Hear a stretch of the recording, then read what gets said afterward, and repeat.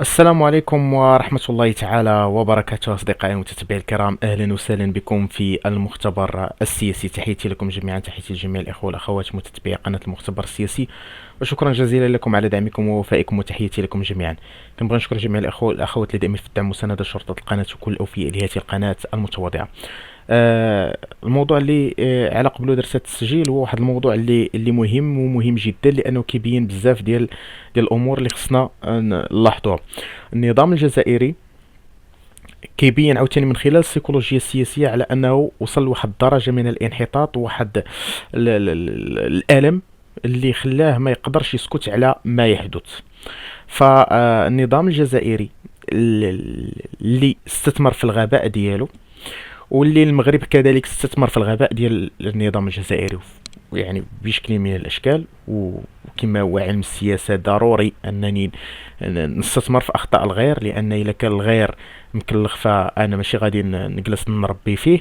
لذلك فالمساله كتكون هنا استثمار الهفوات ديال الطرف الاخر. الحمد لله بالنسبه للمملكه المغربيه كتعرف راسها شنو كدير، كيعرف المغرب او المخزن كيعرف راسو شنو كيدير. يعني بزاف ديال الحوايج كتلعب كمتغيرات في السياسة بالنسبة للمملكة المغربية في هذه النقطة هذه بالضبط. النظام الجزائري خلعاته هاد الشراكة المبتكرة المتجددة مع الإمارات العربية المتحدة، فأخرج بوق إعلامه وقنواته البديئة وإعلامه البديء الذي يتفنن في البداءة وفي السفاهة، باش يخرج بفيديوهات أو يخرج بمقالات عفوا، باش يقول ما ليس حقيقة صراحة. فالنظام الجزائري مرة أخرى كيخرج اليوم من خلال الخبر وكيقول بأن الملك كيمشي كيبيع المغرب يعني الإسرائيل، كيفاش بغى يسميها. الملك يبيعوا المغرب لاسرائيل، هادشي كامل لانهم مضرورين من واحد الناحيه. وهذه المساله هذه راه سبق لنا تكلمنا عليها البارح، راه نتكلموا عليها الان بنوع من الامور المتعلقه بالسيكولوجيا السياسيه. بدايه كيتكلم هذا المقال هذا ديال جريده الخبر على ان الملك مشى حتى الامارات باش يدير اجتماع ما بين المخابرات المغربيه لا ديستي مع الموساد. واش حنا غادي نجلسوا نديروا شي علاقات تحت الطبله؟ لان اصلا عندنا مكتب اتصال. يعني هاد العلاقات تحت الطبله شكون اللي كيديرها؟ غير تكلموا، احنا ما قلنا والو، لان هذا من السيكولوجيا السياسيه. احنا عندنا مكتب اتصال، نتوما تتقولوا عندنا سفاره. اي يا سيدي احنا عندنا سفاره كاع حسب تعبيركم. غنمشيو حتى الامارات باش نديروا شراكه مع اسرائيل. يعني هذا بحد ذاته كي عنده مبررات وعنده يعني كلام فارغ جاءت به جريدة الخبر. ثم قال بأن الملك مشى باش يتعالج في إسرائيل انطلاقا من الإمارات. لو كان الملك غادي يمشي يتعالج في إسرائيل ويمشي من الرباط ولا يمشي من الدار البيضاء، علاش يمشي بالضبط من الإمارات؟ وإسرائيل الآن اللي كتعرض للصواريخ، شكون هاد الحمق هذا اللي غيمشي لها؟ أنا براسي لو أنا تقول لي بأنه نمشي لإسرائيل الآن، إسرائيل تتعرض للقصف الآن. تل أبيب ما كتعرفش الصواريخ ديال حزب الله وقتاش توصل لحيفا. كاين عمليه الاخلاء ديال 5 كيلومترات تحول شي ل 10، تحول شي ل 15. غير في غزه يتعرض للقصف في الروينه. شكون هذا اللي غادي يمشي اصلا لاسرائيل؟ المستشفيات الاسرائيليه الان هي مستشفيات حرب، لان اسرائيل تعلن الحرب وليس عمليه عسكريه. المستشفيات و الاقتصاد وكل شيء الان مسخر للحرب، لأن إسرائيل أعلنت الحرب على قطاع غزة وليست عملية عسكرية.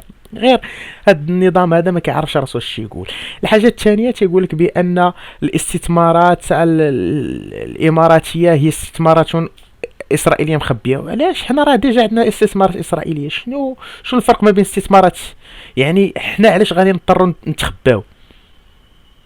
والثاني حاجه كيتكلموا على ضباط احرار، انشقاقات داخل الجيش وهاد الناس هادو مشاو ولقاو حاضنه لدى الشعب المغربي ويقوم الثوران ضد هذه الهضره خاويه. لان لو كان شي واحد بغى يدير الثوره، شوف غير اليوتيوب مغربي ولاحظ الكلاخ. وانا هنا غادي نرجع لكم لهذا المقال هذا لان فيه بزاف ديال الابعاد. هذا دليل آخر على أن الجزائر لم تتخطى بعد سنة 1967. عقلوا على التاريخ بالضبط. الجزائر مازال مخرجش من 1967، مازال الناس عايشين في 1967 بالضبط. غير خبروا الجزائريين على أنه في 2020 غتكون كورونا، يعني من بدء واحد ما عرفش شحال بتاريخهم. الناس مازال عايشين في الداكتيلو، واخا وصلت وسائل التواصل الاجتماعي، واخا كاينه تكنولوجيا او كاينه ثوره الاتصالات والان نتكلم على النظام الدولي الجديد، الناس مازال عايشين في واحد الوضع قديم، وغادي نتكلموا على هذه المساله. ثاني حاجه تيقول لك حقا الجيش المغربي يقوم بثوره ضد الملك، ومشاو شي اطراف للريف. شكون اللي كيحكم الريف؟ شكون كاين تما؟ شي قوات مسلحه ديال شي دوله اخرى؟ كاين غير المغرب. وفروا الى الصحراء الغربيه. شكون اللي كاين في الصحراء الغربيه؟ كاين شي قوات من غير القوات المغربيه. يعني ها الكذوب اللي مزلك تحت القرعه وبقى الزيت معلق. يعني هذا اصلا خطاب موجه لبوصبع اللي عنده خريطه ديال المغرب مقسومه على 3. عقل بوصبع هكا كيفاش داير هذاك بوصبع، هذاك مكلخ، هذاك اصلا راسو خد ضربو بشاقور ما عنده ما يوقع عليه، لان ما اصلا ما عندوش المخ. ربي عطاه العقل غير باش يحرك يديه ورجليه، ما عطاش العقل باش يفكر. هذا هو الفرق. الدشره في عقل، ماشي 10، الدشره في عقل، دوار في عقل. هما هادو. الان عاد عرفت علاش ناس فيك كيسميوهم دشره في عقل بكل بساطه. الاعلام كيفاش كيلعب هنا. غادي نرجعكم الى تاريخ 1967.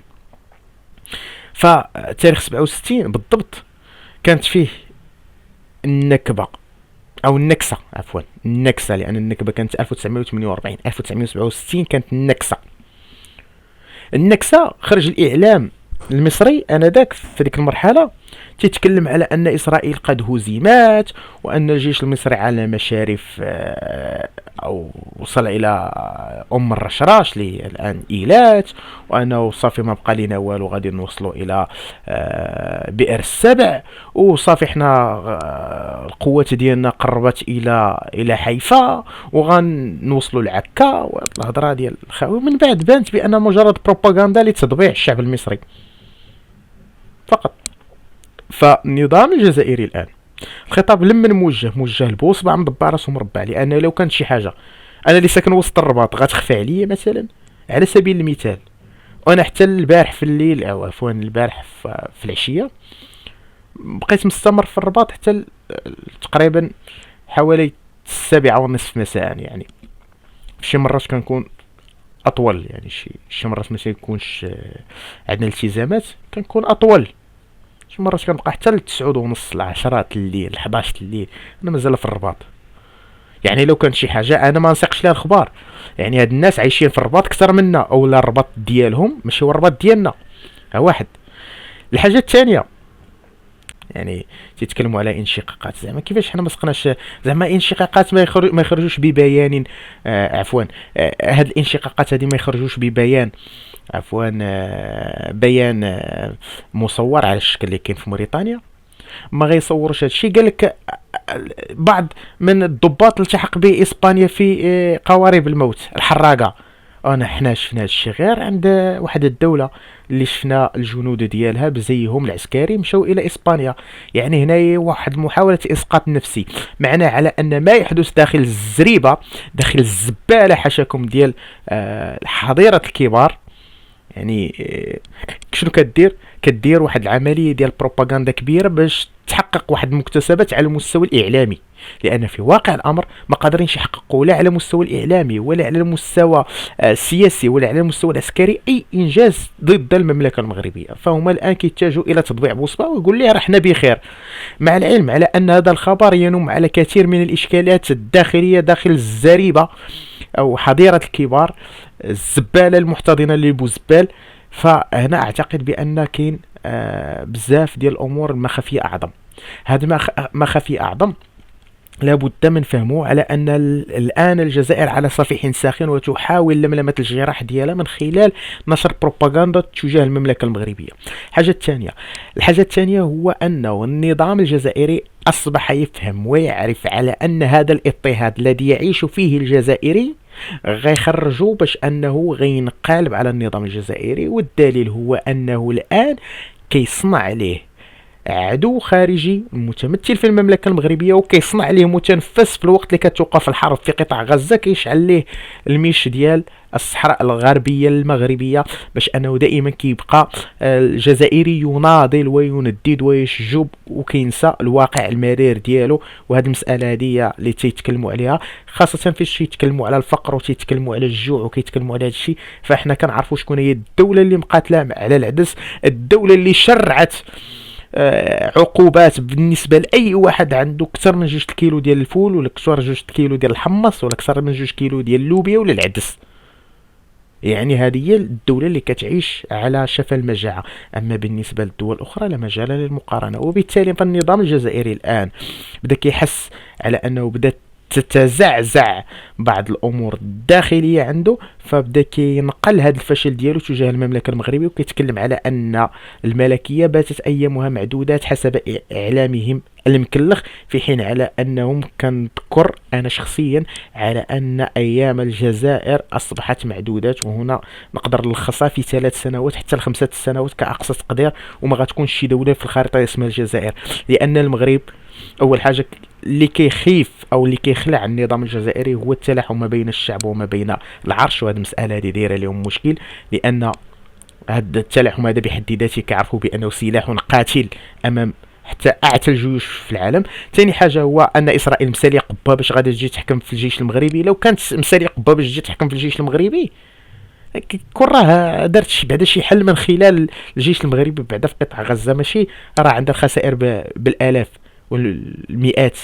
يعني غير هذه المشكله هذه النظام الجزائري ما سيقش لها الخبر. ثاني حاجه هو انه المغرب دوله مؤسسات، الدوله ديال دستور، فحتى من المقال المكلخ ما كلفش راسو ولو عناء انه يقرا الدستور المغربي، فقط تدخل عندهم ديك الحدود الحقه كيسدوا الدستور ما كيكملوش في القرايه. الفصل 55 من الدستور كيتكلم على ان الملك هو الذي يوقع الاتفاقيه وليس الوزراء. وهنا باش يقولوا حتى شي مكلخين عندنا لداخل اللي مولفين على اللطميات والبكائيات كيخرجوا يبداو يقول لك لا حقا المغرب الملك باعنا بالديتاي، ونفس الشيء وحدين الهوكلانديين تيقول لك الملك باع المروك. يعني باش تعرف الكلاخ فين دار بالجهل. المشكل ديال الملس والمشكل ديال الخنز، كنعتبر على التعبير ديال هوكلاندا، الملس ديالنا هنا والخنز ديالهم اللي هي، فهادو كلهم عندهم مشكل واحد، هو مشكل ديال اللطميات والبكائيات. الى مشات هاد جوج الحوايج ما بقاش عنده فاش يشد، ما تبقاش عنده مبررات للتواجد اصلا. وبالتالي فالنظام الجزائري من خلال هذه البروباغندا ديالو، ومن خلال هذه الهضره ديالو، ومن خلال هذه التعابير الفارغه من اي محتوى ديالو، فمعناها على انه يعيش اياما سوداء وما عندوش حتى شي متنفس، فكيمشي في اتجاه البروباغندا لمحاوله ضرب السمعه ديال المملكه المغربيه. وخاصه على انه البارح كيعترف بانه المغرب مشى للامارات باش يوقع اتفاقيات استراتيجيه كبرى اللي غتضرب الجزائر في مقتل، لانها ما بنات والو. في بلاصه ما ينوضوا على الاقل يتداركوا الوضع ديالهم الان وينوضوا يبنيو، لا نايضين على البروباغندا الكلاخ المبين. تحياتي لكم جميعا ونلتقي في المساء، الى اللقاء.